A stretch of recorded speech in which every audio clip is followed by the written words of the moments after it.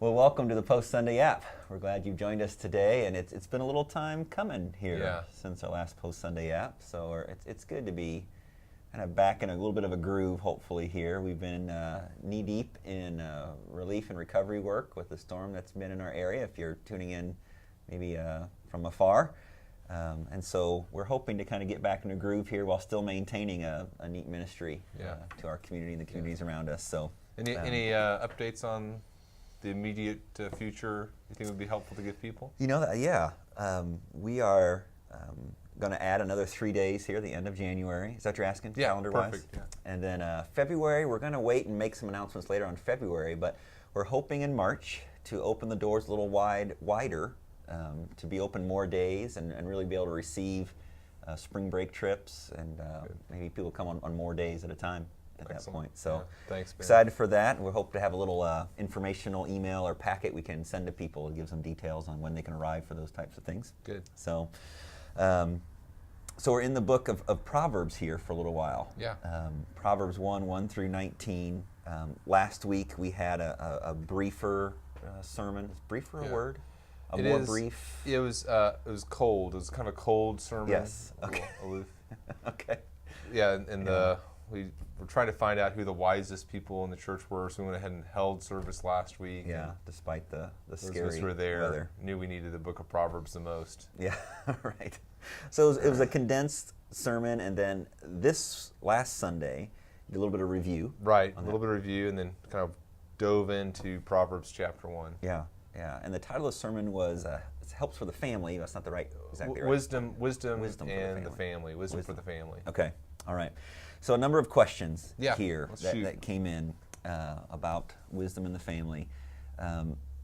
Proverbs makes a number of references to things like the simple and the wise, the fool. Can we just automatically take those words and put them in our context today, and we know what they mean? Yeah, I mean, I think the English translations have done a good job using those terms. Someone who's simple, someone who's, sometimes you have to make sure you're using the word correctly in English, because simple can mean a variety of things in English. We're not talking about a person who's not very complex, but a person who isn't as wise or as intelligent as they need to be. And so, I think those are remarkably vivid and effective words. The fool, the simple. We read a passage last night that talked about the stupid person. I mean, it's not very complimentary, but pretty accurate. Right. Okay. Cross-cultural. Well, and in the book of Proverbs, too, is telling children to listen to their parents. Yeah.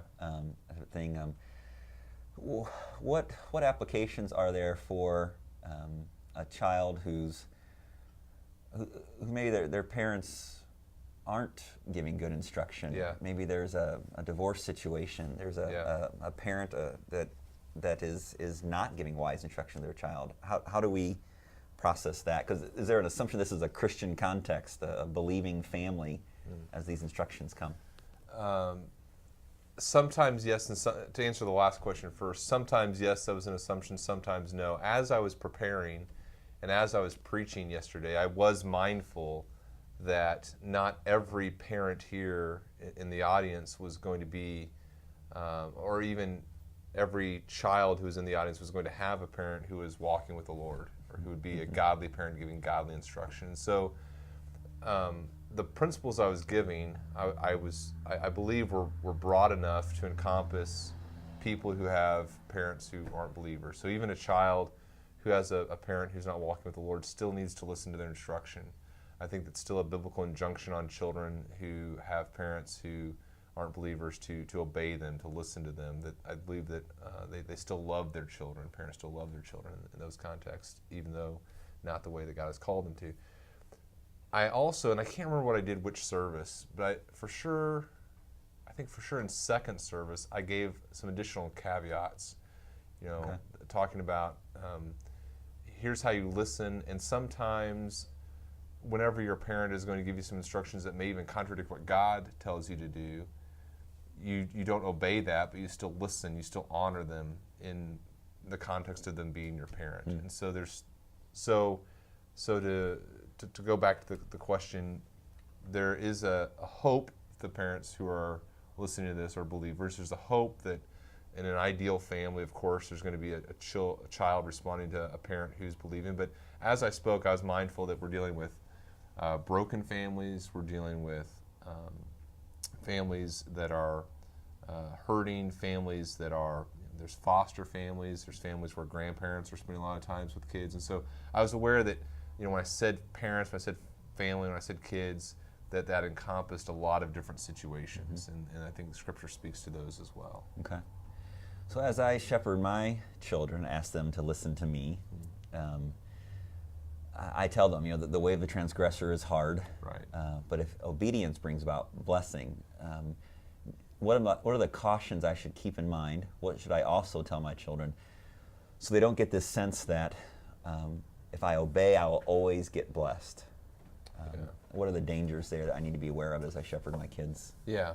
Well, I think the writer of Proverbs, or writers of Proverbs, want us to understand that a happy, healthy life is something to be desired. It's not wrong to desire to live in a home where mom and dad love each other. It's not wrong to want to live in a home where your basic needs are met and where there's adequate food and clothing and shelter.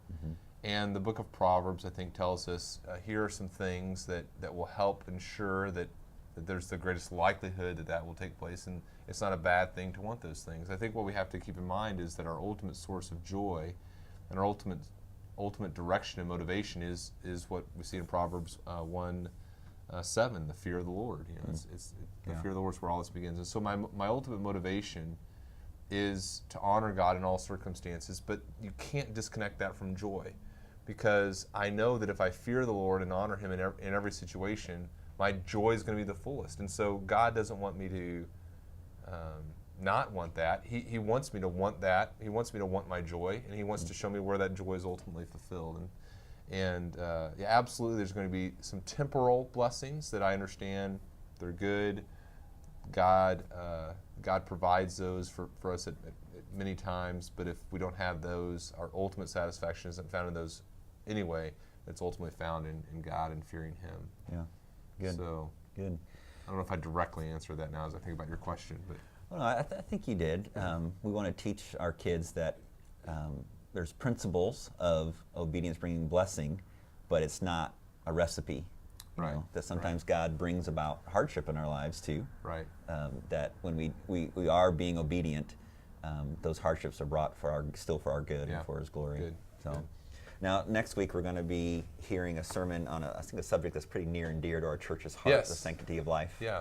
So excited for that. I am, and we're going to kind of go big. So sanctity of life is when we highlight our orphan care ministry, and so we're passionate about caring for the fatherless, adoption, foster care, helping at-risk families. I mean, all the gamut of caring for the fatherless we want to be engaged in.